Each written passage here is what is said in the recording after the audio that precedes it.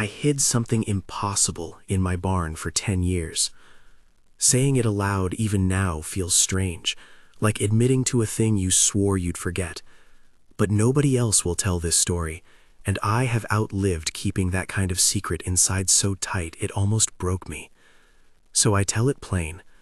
On April 18th, 1995, I found a child in the brush of my property. A small, warm thing with fur on its arms and a broken wrist. I brought it home, I warmed it on my chest, and I nursed it back to life. If you like strange, true-feeling stories about the woods and the things that live in them, stick around. There aren't many like this left. It was a cold spring night, still that raw kind where the air bites your lungs and the creek sounds like it's trying to grind the stones into something softer. I was coming back from fixing an old snowplow for a neighbor, the truck full of tools and the road still crusted with last week's ice. The dogs were quiet in the cab. They'd been restless all day. I almost didn't stop when I heard the noise, because at first it was only a breath through the pines. Then it became a thin, crying sound, like a child calling for someone who couldn't come. The woods there are thick with spruce and hemlock, and at the time a logging company had cut a strip down by the creek, so there were clearings and scattered stacks of bark. I fumbled with my flashlight and went toward the sound. I remember thinking, in that split second before you believe anything, that the sound would be a bird or a fox. It wasn't. The thing I found wasn't the size of a human baby. It sat in the lee of a felled log, hunched, with one arm bent wrong and a dark sticky patch on its shoulder. Its hair, call it fur, call it hair, hang in damp clumps. It looked like a child from a distance if you squinted and wanted it so. Up close, its face held a sort of strange comprehension. The eyes were not blank. They blinked like they knew things. It tried to make a noise when I came close, but it didn't sound like any baby I'd known. It was a gap between a whimper and a chirp, with a wetness around its mouth where someone had tried to feed it and failed. It smelled of earth and cedar. I picked it up before I thought to ask what I was doing, the way you pick up something already falling. It fit against my chest like a story I had been told before, but one whose ending I didn't know. The arm was crooked and cold. No sign of blood to speak of, just a bruise, a swollen joint, and that animal smell. There was a scrap of cloth around the torso, a jacket sleeve knotted into something like a sling. Whoever had been with it had left in a hurry. I wrapped my coat around both of us and walked back the way my truck had been parked, thinking about nothing and everything at once. In the barn, I made a place in the loft.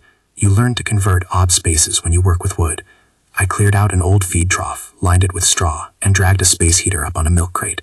The heater hummed and filled the rafters with a soft, mechanical breath that seemed to calm the thing pressed against me. Its heartbeat was fast.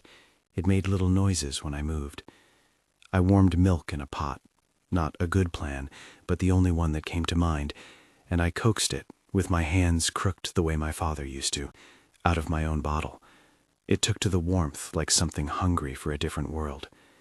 I considered calling someone. I really did. Sheriff Tom Morrison would have driven out in a heartbeat, probably tipped his hat and asked me if I had seen a drunk or a missing child. But I knew what would happen next. People would tie it up in language the way they tie livestock to stakes. Rare, evidence, specimen. Dr. Harrison Webb would show up on my porch with a camera and the kind of smile that smells like a contract. Newspapers would stake out the road.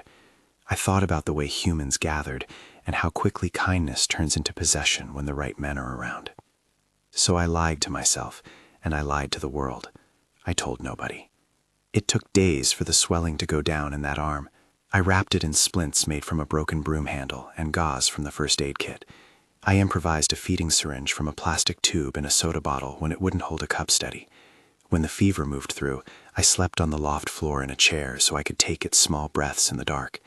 It watched me the way living things watch when they first meet a guardian, an appraisal, a ledger of risk and need.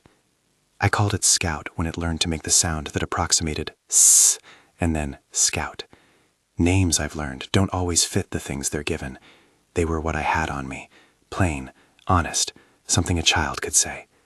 I didn't expect it to learn words, but it did. It learned them like a bird learns a tune, by repetition and hunger. By June, it was shifting into different movements. Its limbs, which had been awkward and blunt at first, grew into a kind of organized strength. It would climb the rafters and hang like a lazy chandelier. It learned to take tools and hand them back to me when I asked. It would sit quietly beside the radio while I listened to the news, and sometimes watch the little black and white TV we had in the kitchen when we could afford it. Emma was 11 the year we found Scout. She took to him like hands to a mitten, practical and immediate. I won't pretend she wasn't frightened at first. She was. But she was also the sort who will hold a broken wing until it trusts the touch.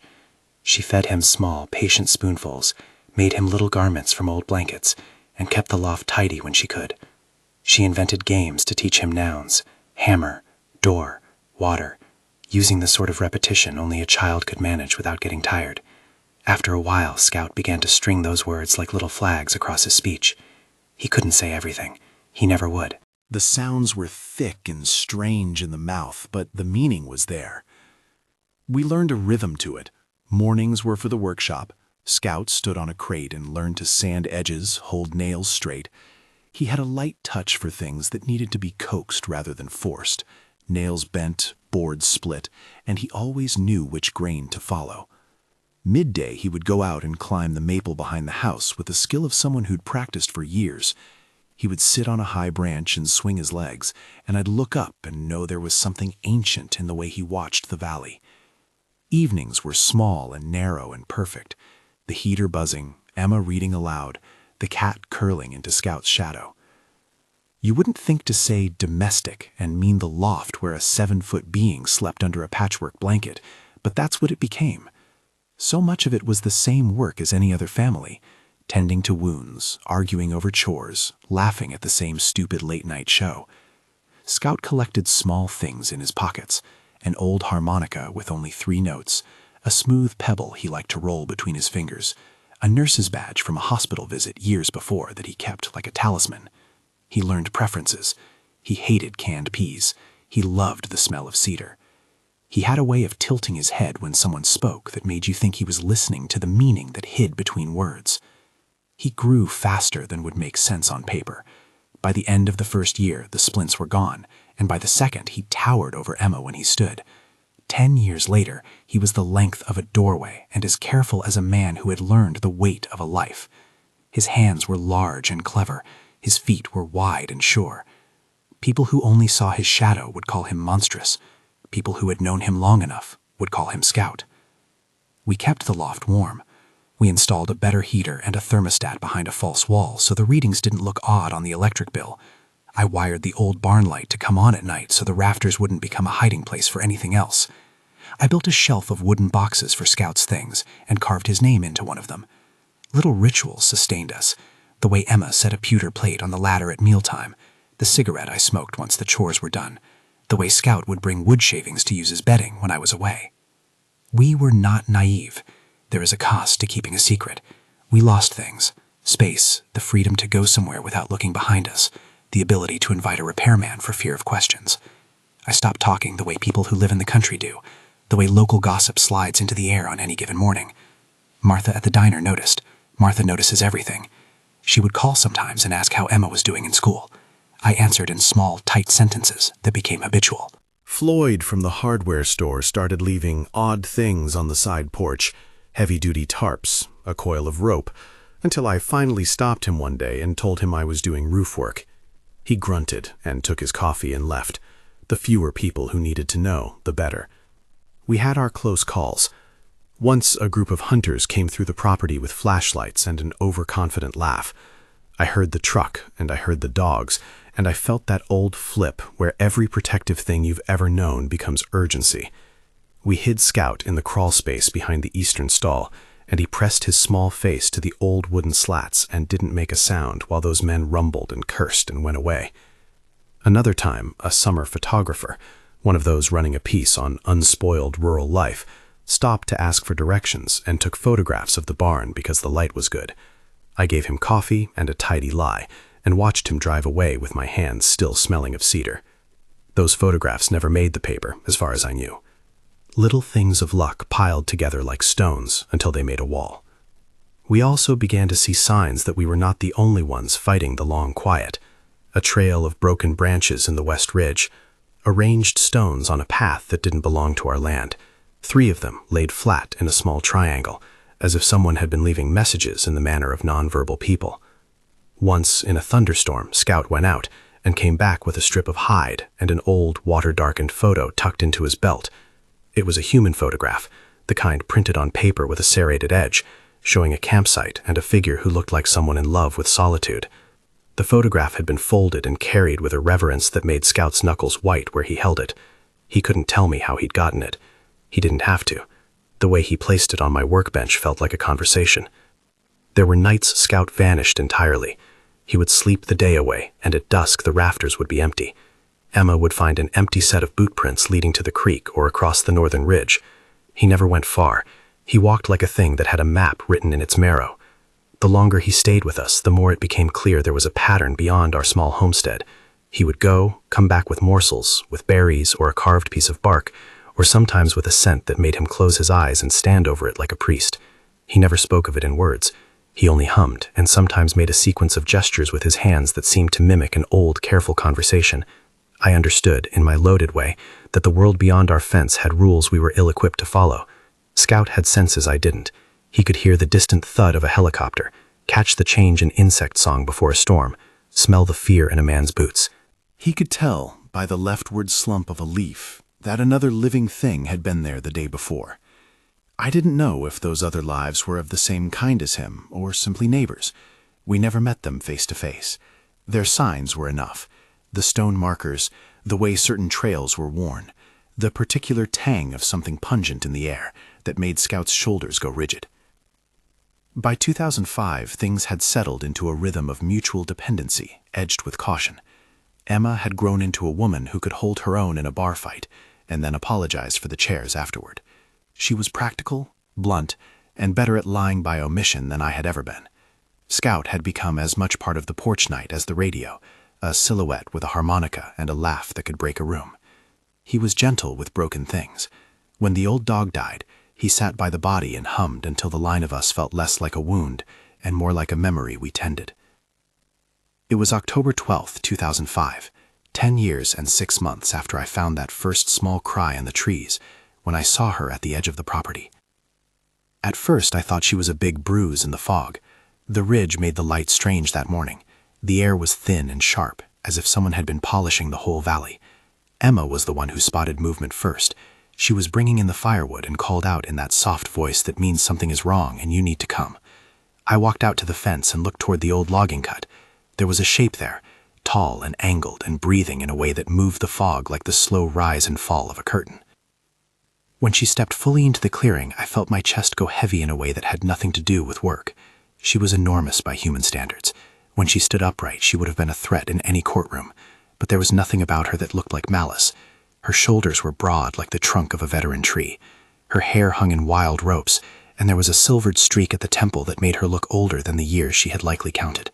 Her face was lined in ways that meant stories, a scar that ran pale from brow to cheek, sun-wrinkled skin where a person had spent years in weather most people never see. Her eyes were the color of river rock. When she looked at Scout, who had come to the edge of the yard and stood between us, there was a breath that went between them like a chord being struck. Scout froze, his back flattened, and for a moment I saw in him the small thing I'd lifted from the wood, the one who had needed me to wrap him in my coat. Then Scout moved forward, slow and ceremonial, the way a child offers a flower. He made a small sound that I had never heard before. It wasn't a word, but a naming. The large thing, Sage, if I may borrow the name that would come later, stepped down off the cusp of the creek and knelt, not in a way that reminded me of submission, but of recognition. Her hands were enormous, as Jonah's hands you see in a carving, and she extended one toward Scout, in a motion that was both careful and fierce. They touched. If you've ever watched a parent draw a child back from a busy road with a single motion, you'll know the kind of meeting it was. There was no theatrical moment, no trumpet fanfare. There was the slow, wet press of a forehead to a shoulder, and then an inhalation that was something like a laugh.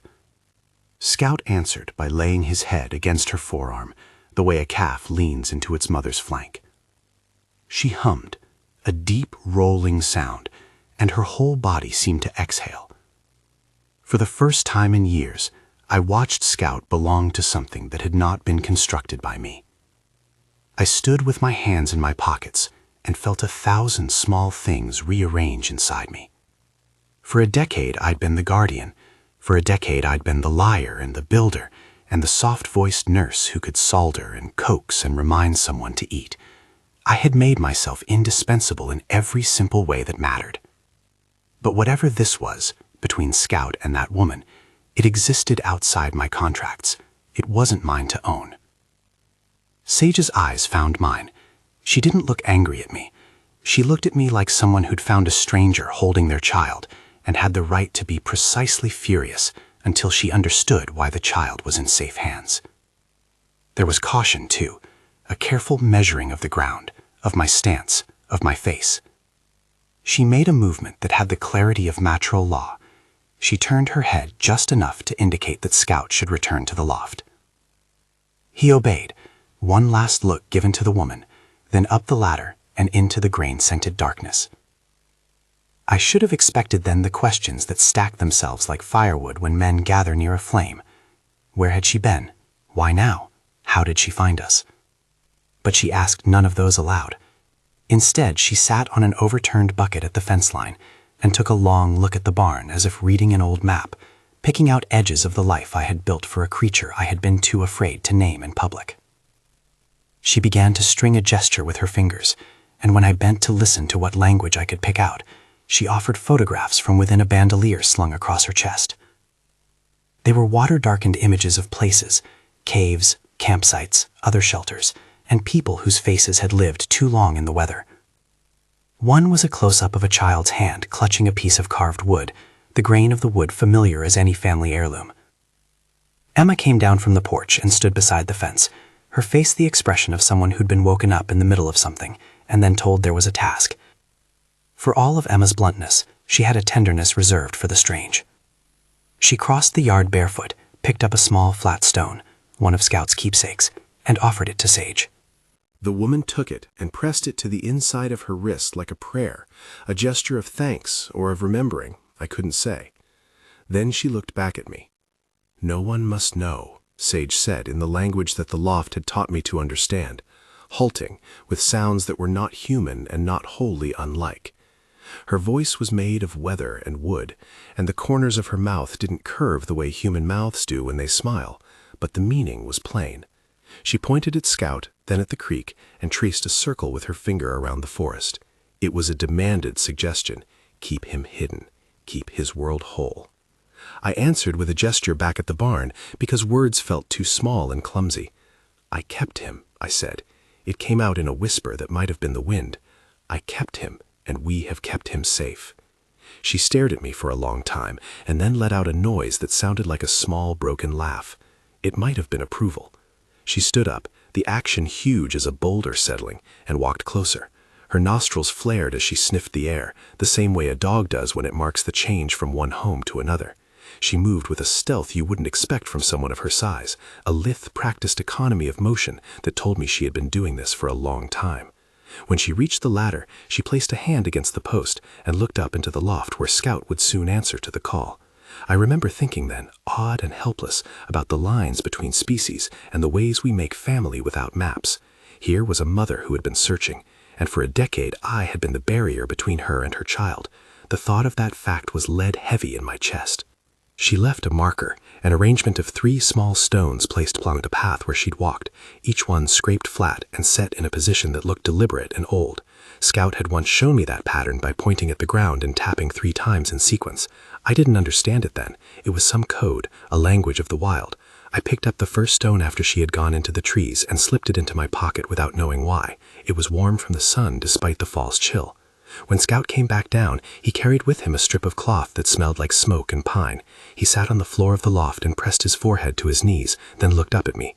The years have made him large and competent, but that gesture, the curling into the smaller self, remained. He didn't need to say anything. He didn't have to. The loft had been his home, but the forest had always been a presence. Now it had a voice. We talked, the way we always did, by slow motions, by repetition. Emma poked her head up and laughed at him for humming that same low old tune he favored when he was content. Scout responded by plucking the harmonica out of his pocket and playing 3 notes that matched the pattern of the stones. It was a small, private concord between him and the world that had made him. At the edge of the yard, unseen by me but not by the trees, Sage stood on the crest of a small rise and made a single long sound. It carried on the wind like a bell underwater. I felt it in my sternum. I knew then that the things I had been guarding were larger than my fears and my lies. The entrance of that woman into our life was a hinge swinging open. Everything that had been quiet for 10 years was shifting toward a new balance. I slept poorly that night. I waked each time to make sure the heater was steady and the ladder still held Scout's weight. The barn smelled of cedar shavings and old coffee. In the morning, Scout went out before dawn and came back with a bundle on his shoulder. Inside the bundle was a carved map, not an exact map the way men draw them, but a wooden thing with lines etched into it like river veins. The carving showed trails, shelter sites, and something like a star to mark a place. There were nails driven into points on the wood, and each nail had a piece of cloth tied to it. He placed it on my bench with reverence. It was hers, he said, in the best word for it, and the word was less about possession than about origin. He tapped a point where our barn sat on the carving, then tapped another and another, until his finger rested on a mark that disappeared into a place where the mountains folded into themselves. He hummed, and then put his hand flat on the wood. It felt like a pact sealed with the grain. Until that morning, I had convinced myself I knew the boundaries of the life I had taken up. I had made rules for myself. Do not let anyone in. Do not call the papers. Do not leave tracks you cannot account for. But a woman showing at your fence changes the terms. The red lines between protecting and controlling blur when a parent demands the return of their child. I had always thought of Scout as mine in the way a farmer thinks of a herd. Care, responsibility, keeping safe. But this was a different ownership altogether, older and fiercer. Sage moved through our days like weather, sometimes distant, sometimes insistent. She would come at dawn and sit in the tree line, and Scout would disappear to speak with her in tones that sounded less like words and more like music you felt. She taught him gestures and spoke to him with flicks of her hand that mapped whole directions and memories into sequences he understood. Emma and I watched from a distance because it felt like intruding on a ritual. We were visitors in the simplest sense. There was a quiet negotiation going on, without many words, about what would come next. Sage wanted the wild things of her kind kept whole. I wanted to keep Scout safe from men who would not understand why they should not turn living things into trophies. The two aims are not the same, and it became clear that a compromise would be needed, if such a thing is even possible when the worlds are so differently arranged. On the third morning after Sage's first visit, Emma and I found a bundle at the base of the barn ladder. In it were 3 small stones, each smoothed and polished till they shone dull like moonlight. There were also photographs, black and white images of shelters hidden in coves, of places where other beings had left clusters of things arranged with intent. One photograph showed a row of handprints on a cave wall, and the prints were large enough to cover a man's palm. Another was a close-up of a child's carved toy, the same grain pattern as the one Scout had once shown me. Emma held the photographs with a tenderness that made her hands look older than they were. "She's not alone," she said, like reading something obvious. I nodded because there was nothing else to do. Sage did not speak English much, and when she did, the sounds were jagged and soft at once. But she did something better. She taught Scout the names for things that mattered to her, paths, winds, streams, and she showed us, in small gestures, ways of keeping certain places secret. Sometimes she would tie a strip of bark under a branch in a particular knot. I could never figure out what the knots meant, and I didn't want to know everything. Ignorance had become a kind of armor. For 10 years we had been the caretakers of a secret, and in those years we created a domesticity that adapted to it. The barn loft was our country, the woods were the other. When Sage arrived, those borders tightened like a drawn door. She watched the humans in a way that made me aware of all the little betrayals we were capable of, our tendency to read something into ownership and confusion when we did not know the first thing about being wild. There were moments I caught her watching me watch Scout, and I'd feel the soft question, what right had I to decide what was best?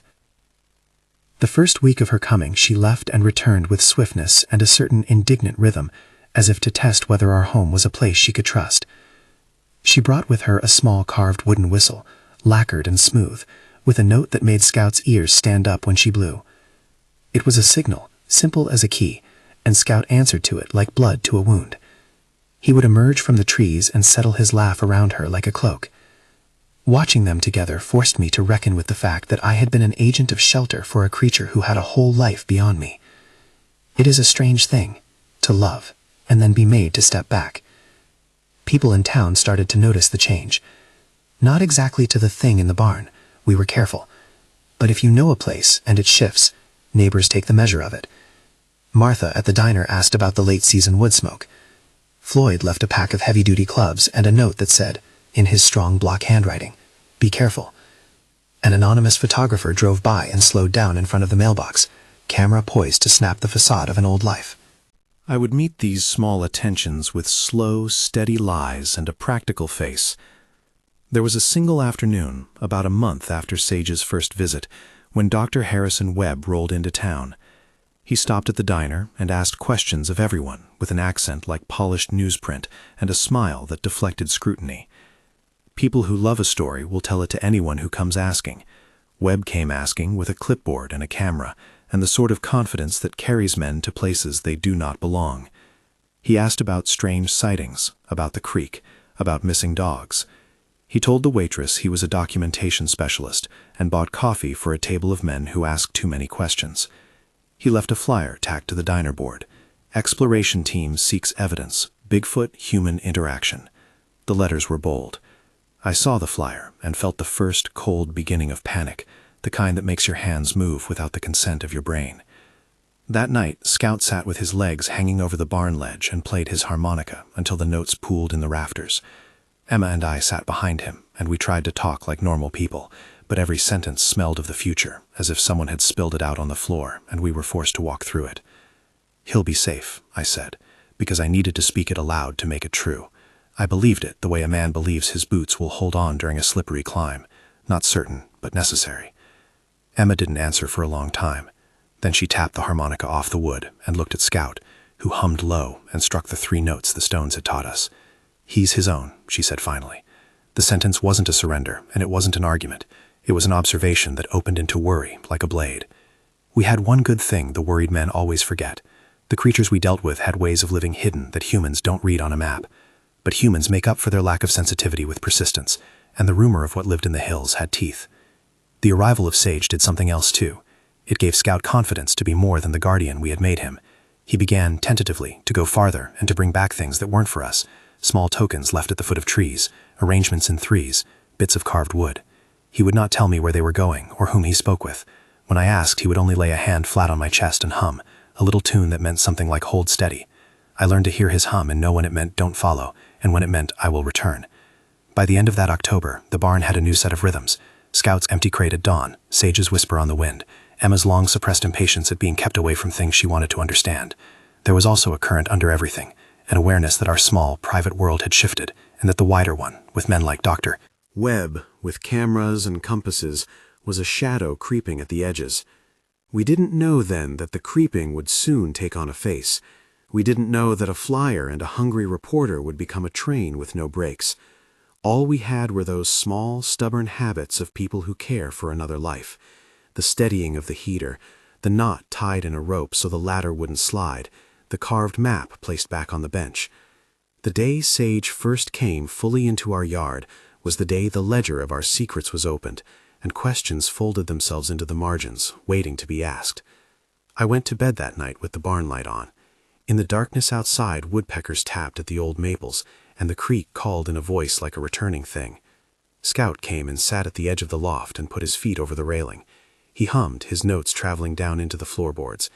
Sage's presence in the woods felt like an answer and like a summons at once. In the morning there was a new smell on the porch. 3 stones sat where the first knot of rope had been. They were arranged flat and deliberate, each one with a small circle scratched into the top. I picked them up with a reverence that was almost stupid. They were a message I understood in the way that didn't need words. Someone had come, someone was watching, and the line between what we could keep and what we could protect had narrowed to a hair. The morning after those 3 stones showed up on the porch, The air had that brittle, thin quality October scratches into the bones. I remember making coffee without tasting it, staring at the carved map on the bench like it might change if I looked hard enough. Scout moved like someone carrying a moon in his chest, quiet, deliberate, the way a man walks when he is learning to be careful with a new language. We tightened the routine. Wires were taped, footsteps muted with old rugs. The loft bed shifted so the ladder's shadow would fall different against the eaves. Little things, mostly. Emma made a list of what to do if someone knocked at the door. Be civil, give the name of a cousin who didn't exist, ask them to sign the guest book she invented on the fly. I avoided Martha at the diner for a week until she stopped asking why the radio was on so late and the smoke smelled different. Floyd left a pack of tarps on the porch and took his coffee with a nod that counted for concern. Dr. Webb kept his smile. He kept it polished like he polished his boots before a long stretch of road, and he kept it in diners and at the gas station when the town's talk had narrowed to him. He wasn't the kind of man who demanded entry with sworn statements the first day. He took his time. He bought people's attention. He traded for it in menus and in the promise of a piece that would catapult the teller into fame or anger depending on their appetite. Still, when his team came, properly loaded with an SUV full of cases and a ridged sense of purpose, they moved like a train through the valley. The dates were firm in my head because they sat on the calendar like a set of teeth. December 15th, they arrived in town. December 16th and 17th, they walked the ridge beyond the creek. And by the 18th, they'd turned up something the way a tide turns up shells and bones. It was one of Sage's older shelters, not on our land, but the next hollow over. Then founded by following tracks and a thread of broken branches that some tracker in Webb's orbit swore by. They found a place where cedar boughs had been arranged and a strip of hide folded with care, and they took photographs and hair samples and left with the loud little thud of triumph you get from men who find the clue they think will make their names. Webb's camera panned the shelter slow, reverent, like a man filming a relic. He called the footage undeniable. He called the hair significant. He called the shelter a piece of the puzzle. Sheriff Tom Morrison was called in as the necessary adult of the town. Tom knows me. He'd fished my boy out of a slough when he was little and once fixed the porch light here without taking a bill. He came when Webb asked, and he came with a face that showed he had been learning how to be a sheriff when he was a boy and thought he'd do better than most of what the world expected. He asked me to feel for what I would when the men asked permission to look. He asked me to imagine the worst and square away what I owed. "What do you want me to do, Tom?" I asked him in the doorway one afternoon when Webb had been in town more than enough to buy everyone dinner. "Do what the law says," Tom said. And the words were small, but there was a human softness around them. If they make a probable cause affidavit, I have to execute it. That's not me picking sides. That's the job. Probable cause for what? I asked. The question wasn't rhetorical. I wanted the shape of the thing they'd bring with them. For evidence of non-domestic living, of endangered or otherwise protected species, if the affidavit's written right. If there's samples and photographs, that'll be enough for a judge. Then I go with warrant in hand. He hesitated, as if the rest of what he might say might spill into the wrong space. "I don't like it any more than you do," he added, "but I can't refuse a warrant for my own reasons." There was the moment where I knew the ledger had been flipped. Up until then, we'd been protecting a life from curiosity. After that, the law itself would be the tool that pried the lid off our barn. We tried to do everything in the smallest possible way. Sage began to come and go on a rhythm that used old trails and stone markers. She would show at dawn, slip close enough that Scout could go see her without crossing the open yard, and then be gone by the time the road caught a shimmer. We left fewer lights on. Emma stopped driving out past the mailbox after dusk. I taught Scout to keep a low glow to the hearth to keep the thermostat reading steady, and not to burn any new space heaters that could leave a paper trail. Webb, for all his polished talk, was careful in his own way. He wasn't crude, he was methodical, like a man sewing a hope into seams. He invited the town to a sit-down at the community hall, said he was looking for witnesses, anyone with a story. People who like a story like that will tell it to anyone who comes asking. He put his slides up on a projector, black and white images of shelter sites, of hair fragments under a magnifier. He never named names in the way that kills the smallness of a secret. He called for transparency and for cooperation. A few folks who wanted a slice of the excitement came forward, collectors and campers, and an older man who swore he smelled smoke where no camp had been. I told myself then that I'd weather it. We had weathered curious hunters, flashlights, and the lone photographer who drove past and pointed his lens toward the barn when the light caught just right. But this was not a lone camera anymore. This was a plan. By the week of December 18th, Webb's crew had set up a grid on the ridge. They placed motion detectors along game trails and hung passive infrared cameras that blinked on with a red light the way sleepwalkers blinked awake. They had thermal scopes and a man who said he used to track bears by their breathing. They drove stakes and marked them. Radios crackled, and I would hear snippets on the feed if I'd let the old scanner in the truck pick up the frequencies. Grid 4, sweep north. Heat signature at Mark 7. Repeat, heat signature. That was the calm part of it. What came next moved faster and with less courtesy. On the night between December 20th and 21st, something was caught on a night camera placed on the lower ridge. I didn't see the footage at first. I heard about it in the morning from Emma, who came in with her hair wild like she'd been running to catch a bus that wasn't there. "They got something on film," she said, setting a cup down. Her hands were trembling, so I couldn't tell if it was from cold or adrenaline. "They put it up on the feed, Webb streaming it to his site." We turned the kitchen TV on, the tiny screen in the channel of Webb's site like a pulpit. The footage was grainy, the kind that makes details look like they belong to rumor. There was a dark shape moving through the underbrush, larger than a deer, plodding with a deliberate hunched gait. At one point it stopped, lifted its head, and whatever breathed there let a sound that made the hair on my forearm push up like a reply. The team had overlaid the thermal reading, and there were light patches tracing muscle and heat. Webb called it a clear, large bipedal presence. He said indisputable a few times in the way men do when they're trying to make sure the sound of their voice doesn't wobble. The footage went viral like a truck where the brakes were out. That word hadn't been part of our small vocabulary the way it is now, the sudden hauling of something into light. Phones rang, web comments filled with people calling it everything from confirmation to hoax. They clipped the frames and sped them up and slowed them down and turned them into a dozen different stories. The online world fed the story to itself and wanted to be fed more. It didn't matter that the image was shadowy. People want to be sure of what they fear. That morning, the diner was a chorus of opinions. Martha had her 12-year-old grandkid explain the footage to anyone who would listen. Floyd kept an eye on his driveway like he might step into a film. Cars drove more slowly by our mailbox. Men with binoculars began appearing on the shoulder of the road like lichens settling on old bark. Webb came by my shop that afternoon, hat in hand and apology lined with eagerness. He suggested, no, he asked for a guided walk. He wanted to take a look. I remember him sitting on the edge of my bench, boots rubbing sawdust into the wood, and saying softly, "Stan, just let me show it to a jury. Let me show it to folks who will treat it right." I remember looking at him then and thinking about the way men buy biscuits at the diner and then tell the town's secrets over the coffee. There was a smile there, but it had the currency of a contract behind it. "You'd better be honest with him," Emma said to me later, her voice small and raw. "If they find something here, they won't stop." "I won't let them come into the loft," I told her. "Not with a warrant, not without a reason. We don't let them in." "I know," she said, folding her arms. "But if Webb finds another shelter, if they find hair or marks, Tom will have to do his job." Sheriff Tom did his job with the heavy grief of someone who knows his hands are tied to the law. There was a warrant issued on December 21st, and it was the kind of document that looks neutral on paper and deadly in reality. Webb had the governor of Momentum on his side, and a stack of photographs and hair samples to hand to whoever signed. The judge, somewhere over a midday phone call, had nodded and signed. The law had been put in motion by men who believed the footage proved something worth seeing. Tom came to the house the morning the warrant was to be executed. He came alone first, hat in hand, and we sat on the back steps with the sky bowed low and thin. "You understand what I have to do," he said, the sentence not needing finishing. "I do," I said, "but there are things that will happen if they come into the loft you won't like." He couldn't argue. He had to follow the warrant. I knew that, but there are ways to do a thing with a softer touch. Tom tried to say he'd do what he could to make it quick, that he'd keep dogs off the property if he could, that he would be the one to carry himself over whatever line was drawn. He didn't promise the world. He didn't pretend to be more than a man wearing a badge. Before noon, arrangements were made between Tom and the Webb team. They'd search the ridge first, then the property.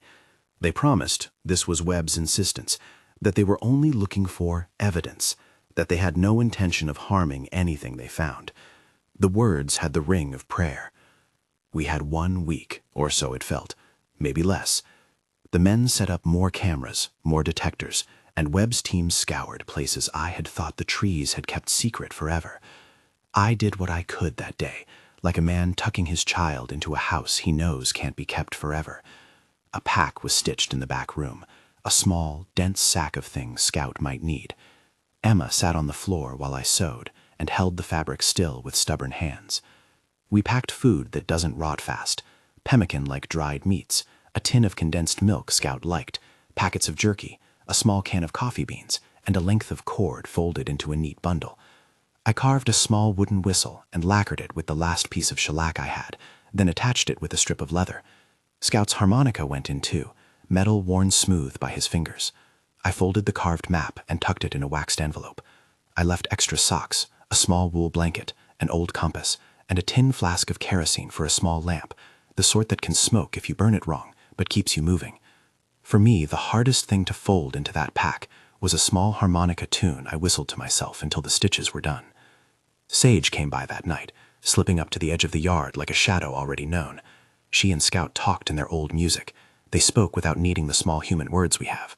When she stepped into the yard, she moved with the same quiet as the fog rolling off the creek. The three of us, well, 4 if you count Emma, stood in the dark and did the thing you do when you have to put a child on a bus and teach them how to wait. "We can't keep him here if they are going to tear up the woods with cameras," I heard myself say before I thought. It felt like admitting a sentence I'd been avoiding for months. Sage didn't look at me like a judge. She folded her hands the way a person does when they've been counting their dead for a long time. She looked at Scout. He sat huddled under the ladder like a man who had been building a nest from scraps. He didn't flinch when I put the pack before him. "North," said Sage in that language, soft vowels, pressed consonants, and tapped the map. She pointed to the places carved into the wood, fingers stopping in a place where the mountain's back folded inward and the valleys thinned. She tapped twice, slow. The meaning: go there, wait, hide until the noise dies. Scout answered with a sound that felt like a child's promise and a hunter's oath. He touched the whistle and put the small harmonica against his mouth once, as if tasting the metal with his teeth. He looked at Emma and then at me. There was no need for big speeches. We had already said everything in 1,000 small gestures over a decade. "You're taking him?" Emma asked, in a voice that held all the brave things she'd learned in a half-life of necessity. Sage shook her head. "He goes alone," she said. "That keeps them from following." "It keeps them from following who?" I asked, because the space of that question had teeth. "Humans follow other humans," she answered, in the words we had come to understand. "He walks the way he must. We will meet." We laid out the exit like a map of small, brave choices. Scout would leave at night, walk the trail where the old stone markers lay, and cross the creek at a low point where the water's noise could hide the sound of boots. He would follow a route Sage showed him and time it to where men would be most likely to be elsewhere, when Webb's team would be on the wrong side of a ridge or watching a thermal reading that would keep them occupied. Scout's height made him visible in saying. His gait, however, was clever. He could move in the ways I had never seen in a human, soft as moss. He could fold into the trees like a part of the dark. I wanted to go with him. I wanted to walk the ridge and hold his shoulder until the path let him go. I wanted to be there when Sage took him in, but we'd already talked about that. I could not be the man who went with him and risk the men tracking more than one figure. My being there would be a clue as much as a comfort. So we did what we could do. We packed, we whispered, we swallowed. The night he left, the barn smelled like cedar shavings and hot metal. It smelled like home. Emma pinched Scout's hand before he slipped away, the way a mother steadies a child on the first night of school. She pressed into him a small, flat stone she had polished and drawn 3 tiny notches into, the kind of mark that belongs to people who make promises to each other. Scout held the stone in his huge palm like it was a treasure too delicate for the world. His shoulder brushed mine, and he looked up at me. The words we had were not the words that the law knows how to record. Instead, he put his forehead against my jawbone like a child who wants to remember the shape of someone's face. I felt the smallness, the warmth, and the wet brush of breath against my skin. We didn't speak much.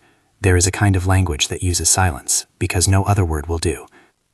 He moved into the trees and was swallowed by them like a page turned. I stayed at the loft, listening until the sound of the night smoothed out and the world seemed less likely to split. Then, in the whisper between sleep and the resolve to stay awake, I heard the distant scuff of boots and radios. It was time. The warrant was executed in the pale gray of dawn. Men came in with flashlights and a steady weariness that looked like a uniform. Webb with his camera, some of his technicians with clipboards, and Sheriff Tom with his badge and a gentleness that couldn't cloak the job. They moved through the property with the exactness of a machine, checking the barn, the loft, the feed troughs, the crawl space we used in other emergencies. They took photographs. They were thorough. They were, to their credit, careful. I watched them from the door, hands in my pockets like a man who has to keep his arms from making a wrong move. Webb took each thing he could frame, from the harmonica to the scrap of cloth to the shavings Scout used for bedding. He bent the truth of the ordinary into evidence without knowing it, like a man who reorients a painting to make it into a map. Tom kept his voice low when he asked questions. "What do you know? Who has been here?" I answered in the way we had practiced, the lie that could hold the fewest complications. They didn't find Scout. The loft was empty except for the neat marks of life, a small blanket folded at the edge of a sleeping place, a wooden box with Scout's name carved into it, a harmonica that looked like it had been left on purpose. Webb filmed everything as if the footage were pious, as if the camera itself were an altar to the truth. He filmed my hands even when I didn't want him to. When Webb played back the thermal from the ridge on his laptop in the back of the SUV that afternoon, it looked like a story told in numbers and light. There had been an extra signature that night. Something larger moved through the search grit toward the valley. People began to put things together. A creature enormous in scope had been sighted and might be near the property. Webb's voice quickened when he spoke of probabilities.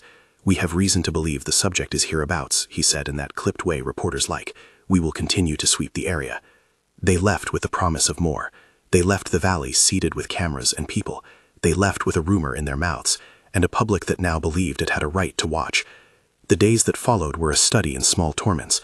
Helicopters passed once, low and rumbling, a sound that makes birds forget how to fly. Men with thermal scopes paced the ridgelines and reported heat signatures that turned into foxes or an old stump once they were looked at close. The town filled with people who wanted to see the thing the footage had shown them. Web cameras fed them grainy frames and angles that spliced the story into endless variations. We kept the rig we had, thermostat readings masked with false panels, the heater on the timer to keep the electricity from looking odd. Emma worked her shifts and steeled herself in ways I'd seen before, like someone holding a sheaf against a wind. We didn't go out much. The house took on a new kind of hush, the acoustics of people waiting for a knock that never comes. Then came the night that the footage Webb's team had wasn't the only thing people saw. A local man, out looking for deer with a friend, shot a short handheld video of something large crossing the ravine near the old logging cut. The image was worse than the thermal. They had caught a silhouette lumbering, visible in moonlight, and uploaded it to a site that liked such things for breakfast. A week later, that video had been played on morning shows and late-night commentary alike. People posted transcripts of what they thought the creature had said. Men who had never been touched by the woods had opinions on its anthropology. The blow to the town was quick. Strangers came like a tide with cheap scopes and picnic chairs. They left behind beer cans and footprints, and an odor like someone had taken a piece out of our quiet and tried to sell it. Webb's team was careful about what they said publicly, but they had already created a market. For every believer was a skeptic, and on the back of that came trouble. Search parties were organized. Men with radios and volunteer patches walked in drifts through the trees on the weekends, calling out and listening for anything that might be proof. Tom tried to manage things. He tried to stop people from tearing apart the woods, to prevent the curious from making violence simply by presence. He did his best to keep the pitched knives from cutting deeper than noise. But once curiosity finds a scent, it runs. At one point, a man from a distant talk show showed up, the kind of fellow who smiles like a handshake and has friends who pay for exclusive rights to footage. Webb, who had become used to that sort of attention, told them where the cameras were and where a good viewpoint might be. We watched the valley become a stage, and the thought of Scout crossing it at some hour that could be framed and sold made the night cold. I kept thinking about the plan. Keep Scout moving until the noise dies down. I kept thinking about Sage and how her coming had been a hinge. Now it had swung open. I could not imagine holding him here and letting men like Webb carve pieces of him away with lenses and questions. So we had made the choice we had, a choice that felt less like strategy than like love. The night he left, I walked Scout to the edge of the lower hollow where the creek curled like a silver hinge. He carried the pack on his back with easy confidence. He looked at the place where the stars dipped behind the pines, and then back at me.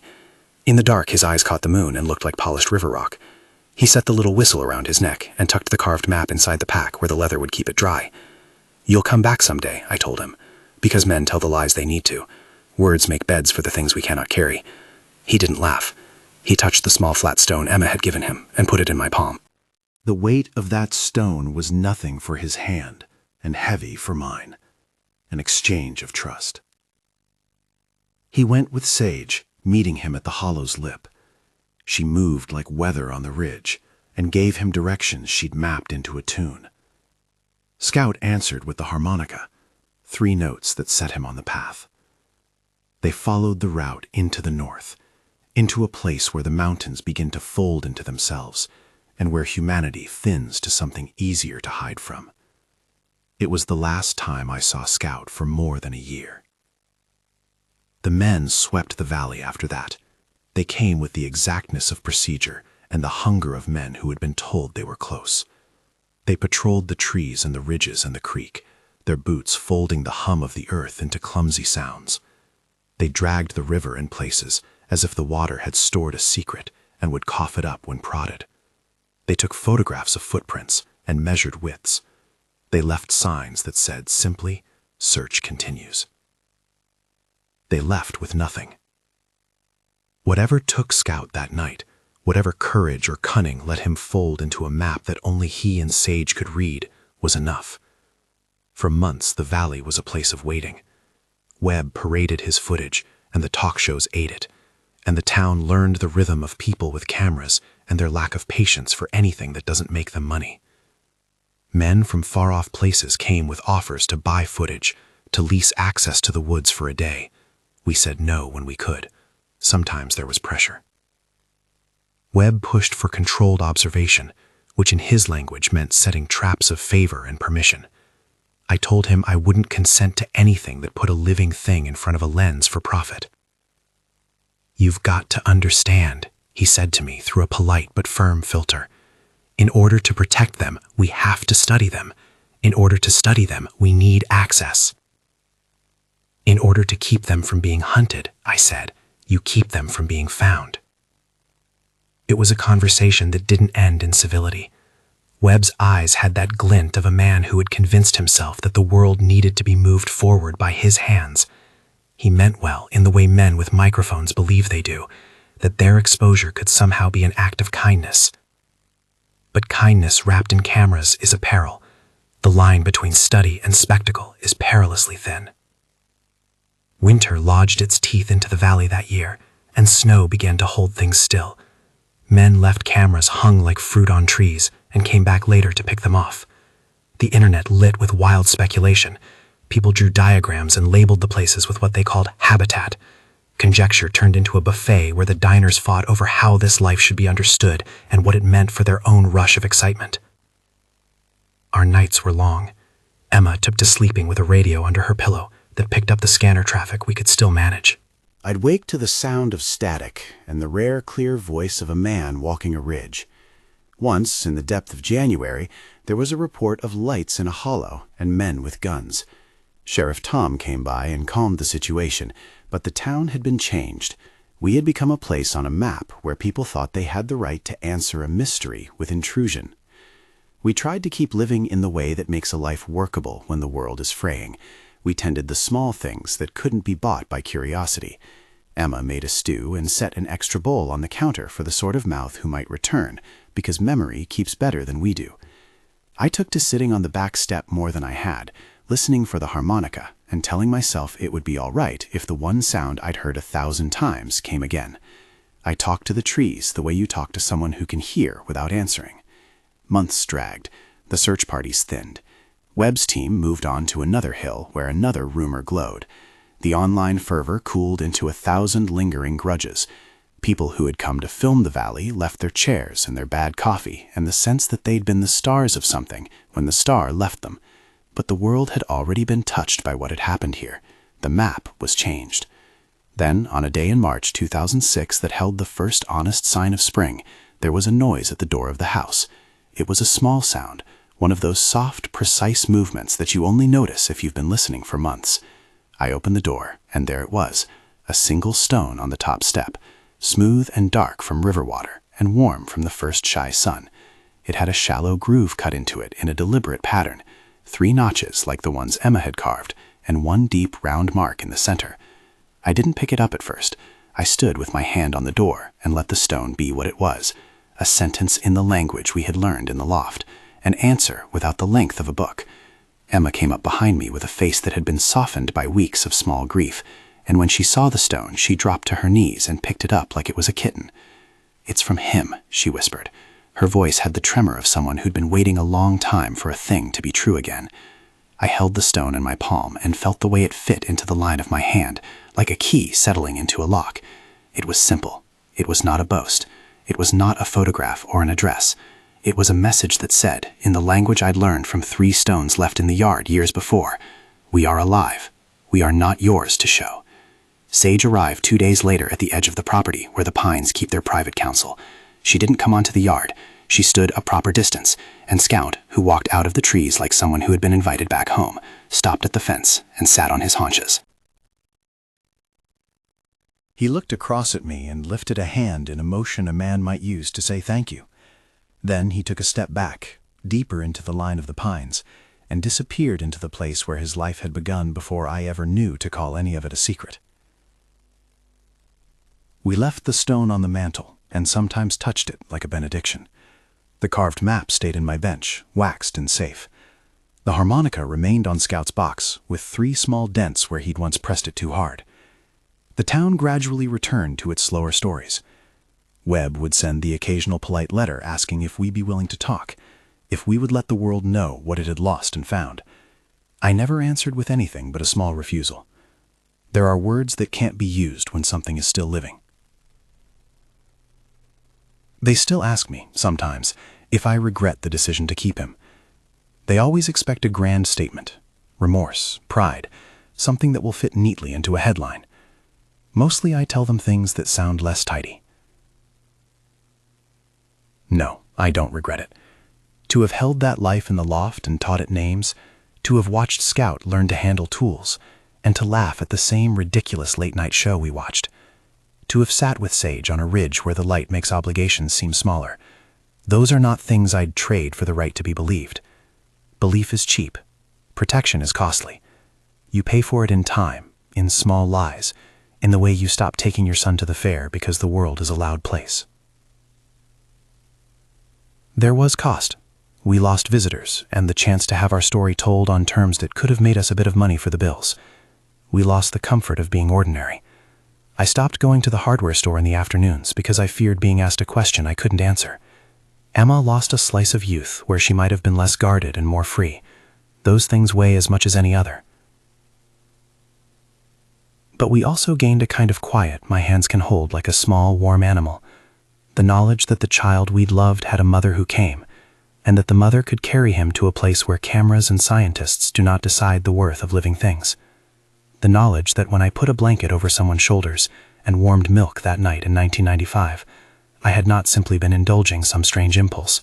I had been doing what care asks of you, making room for another life.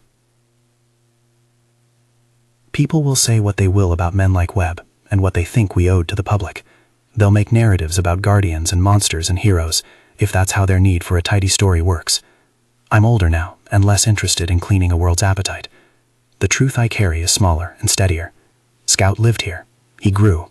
He learned. And he was sent away because the world was too loud. 10 years after I carried that small, warm thing out of a tangle of bracken, his mother came and found him, and that meeting was the end of one chapter and a beginning of another that I never had to live inside. Some nights I still go to the porch and put my palm over the 3 stones we have left on the shelf. I turn the small flat one Emma polished and press my thumb in the little notches. The stone is a thing of weight and proof. It is my proof that we did the right thing by what we had the power to protect. I tell this story now because the urge to keep a thing hidden eventually becomes its own kind of harm. A secret kept too long grows teeth in your sleep.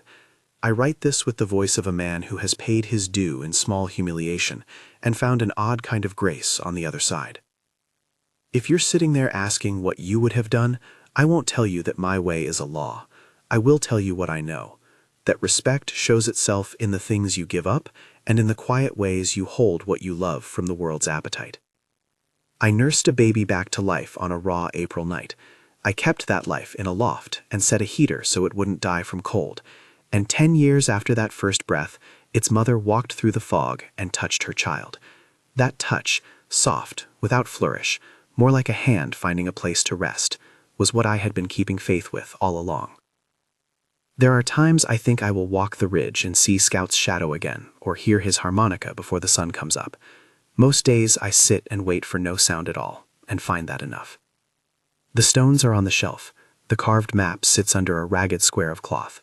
Emma still hums the 3 notes of night when she thinks no one is listening. Sheriff Tom still stops by sometimes, and we talk of fishing and things that don't bite. If this story means anything to you, if you find in it the kind of careful grief that makes a man act more like a keeper than a conqueror, then tell someone who might understand. Share it with the kind of care you would use to pass along a fragile thing. And if you have a thought on what you would have done, leave it below. I'm old and my curiosity hasn't been used up yet.